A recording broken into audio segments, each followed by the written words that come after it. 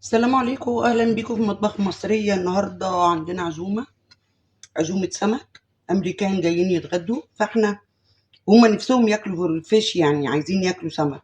فانا قلت لهم مستحيل تاكلوه بره ولازم تاكلوه عندي في البيت. يلا بينا بدون مقدمه طويله، يلا بينا نشوف هنعمل ايه. انا بادئ كده. شوفوا الحاجات اللي هتتحط على النار الاول. انا قشرت حبه بصل رفيع، لما طلعوا عيني وليه رفيع. كنا جايبين كميه كان فيها كبير وصغير. افرمهم كده بالكبه. ادي البصل فرمناه، هحط جزء منه على الكابوريا.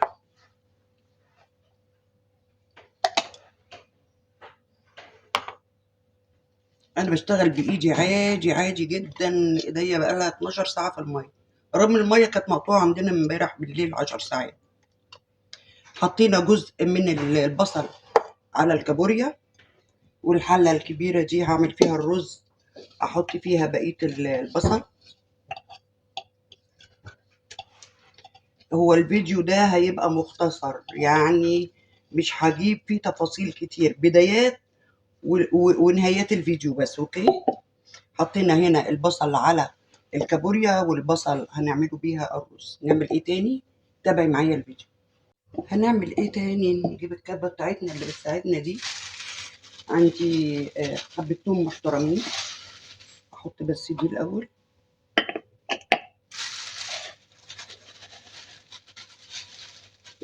انا مفرزة في علب، العلب خلصت، فرحت حاطة في اكياس.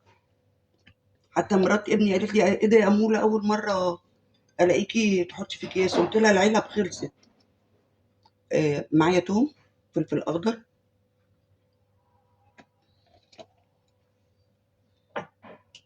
الخلطه دي مكمله معايا بقيه الوصفه طول النهار. يعني الاكل هو بطل الفيديو النهارده. التوم والكمون. التوم والكمون، وايه كمان؟ فلفل اخضر. اوكي.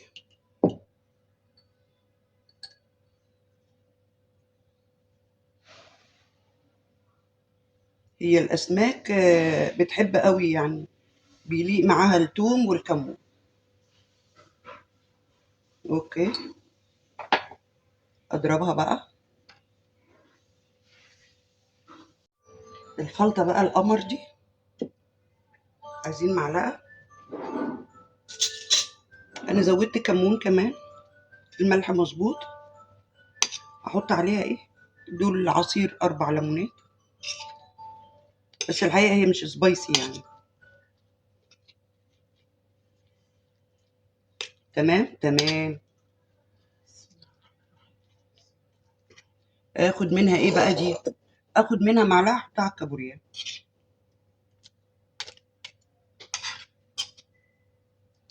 تمام. عشان دي عايزه هي اول حاجه احطها على النار. احط كمان ايه؟ معلقتين زيت.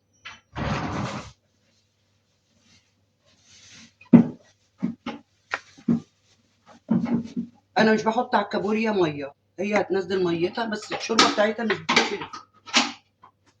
هي مش زي الجمبري. شوربه الكابوريا عاده مش بتتشرب.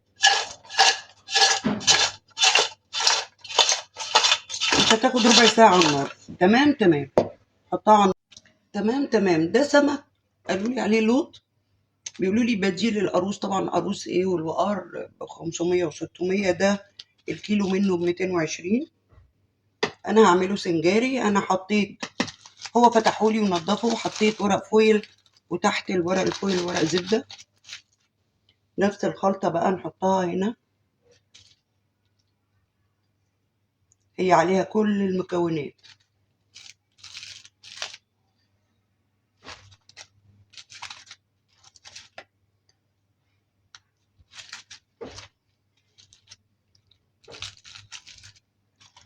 هدلكه كده وادلعه. النهارده انا مستعجله ومضغوطه. عندي يعني وقت معين اخلص فيه. دلوقتي الساعة 4:15، المفروض يتغدوا 5، المفروض. الله المستعان.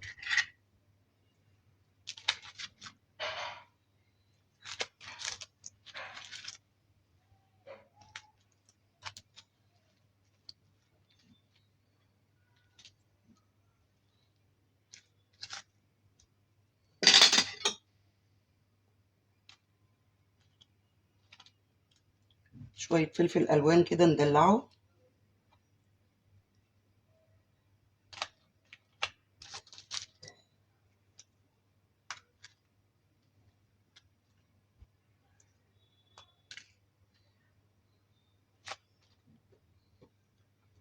احنا حطينا كابوريا على النار، احط دول كمان في الفرن، وليمون.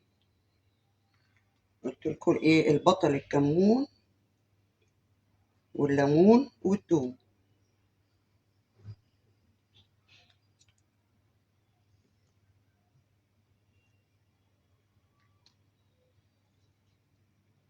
احط بقى رشة زيت،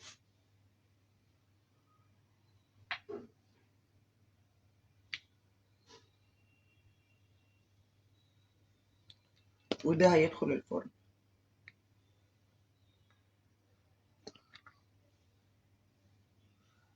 ده بنجر من ضمن السلطات اللي هتبقى موجودة.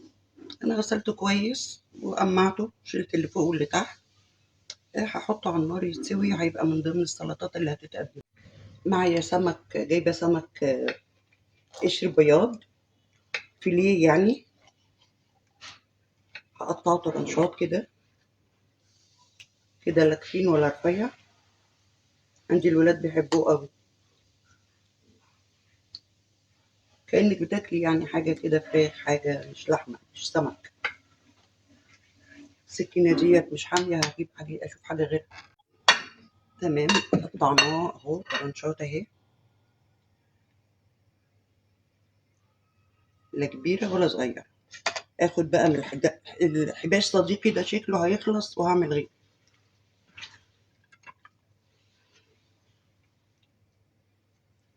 أهو كده أتبله كده. ده أنا هحمره بالدقيق عادي زي ما بحمر السمك البلطي يعني. هسيبه بس في التتبيلة دي، واحتمال أحط عليه ليمون تاني. بس أنا هاخد منه زي إيه 3 قطع كده أو 4. في ضيف من الضيوف عنده حساسية دقيق، فمش هحمرهم له، هعملهم له على الطاسة كده بالزيت. تمام. الميكس بقى بتاعي خلص، والاخضر الفلفل الاخضر كمان خلص، فعملت فلفل الوان وطلع جميل جدا قوي خالص. نعمل ايه بقى؟ نحشي السمك البلطي. انا غسلاه كويس جدا و... و... ومشرحاه كده من الجناب علشان يستوي. احط بقى، نحشي القمر ده، احشي الكميه كلها واحمرها. احنا هنتقابل بقى في اوبا.